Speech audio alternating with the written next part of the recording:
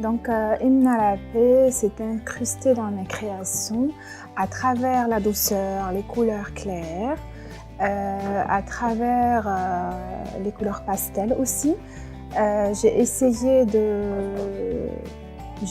de sortir un peu de cette règle en incrustant parmi mes tenues une tenue noire.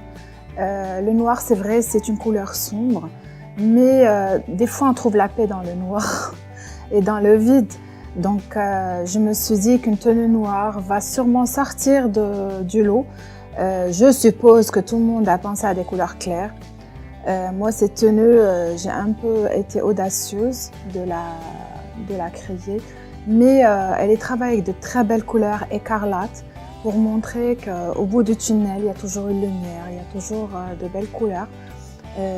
Les autres, elles restent des tenues simples, douces, claires, parce que la paix pour moi, c'est la clarté.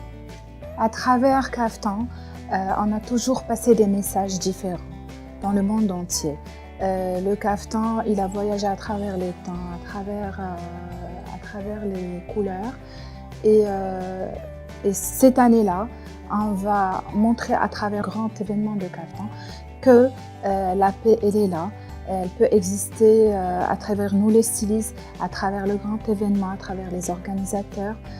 On va essayer de faire passer le message à tout le monde pour encourager les gens à vivre en paix, parce qu'il est temps que les gens pensent à la clarté, il est temps que les gens pensent à la paix, il est temps que les gens soient paisibles dans leur vie. On peut dire ce qu'il y a au fond de nous à travers tout.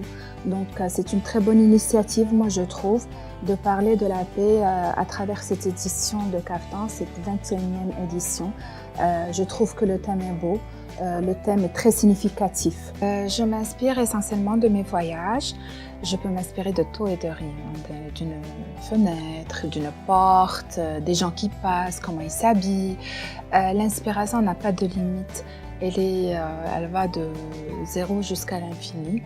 On peut s'inspirer d'un vide pour aller s'inspirer d'un grand monument ou d'un meuble.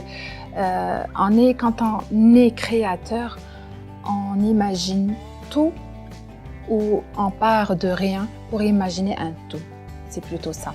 Donc, la créativité n'a pas de limite et l'inspiration aussi. Les sources d'inspiration n'ont pas de limite aussi. Mes matériaux favoris, c'est les matériaux nobles parce que ça reste des matériaux pas faciles à travailler mais très beaux à travailler. La facilité n'est pas du tout là parce que c'est des matériaux en général qui sont très fragiles, mais la beauté y est. On peut en ressortir tout ce qu'on veut. On peut partir d'une chose très très simple pour en sortir quelque chose de magnifique. J'ai privilégié cette année le travail avec des tons plus or que argentés. Je sais pas, dans ma tête, ça représente peut-être le soleil, la clarté, tout ce qui est or est beau. En principe, en général, c'est beau.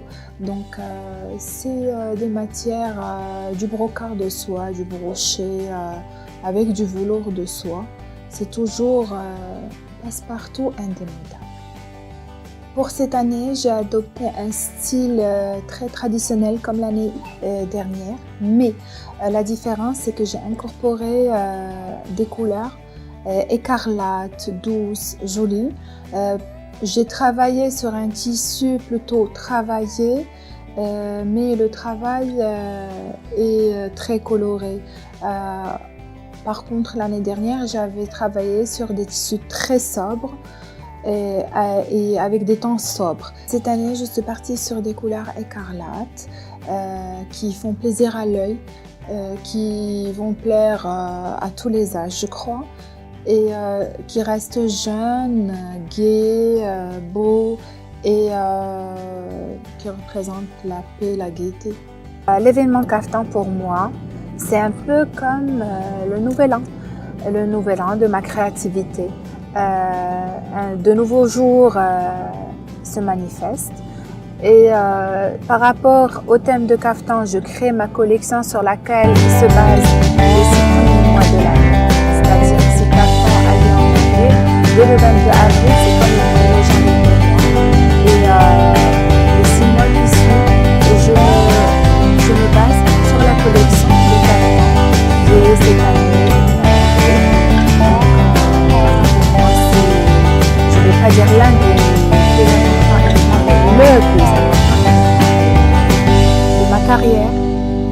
de tous les événements auxquels je participe pendant toute l'année.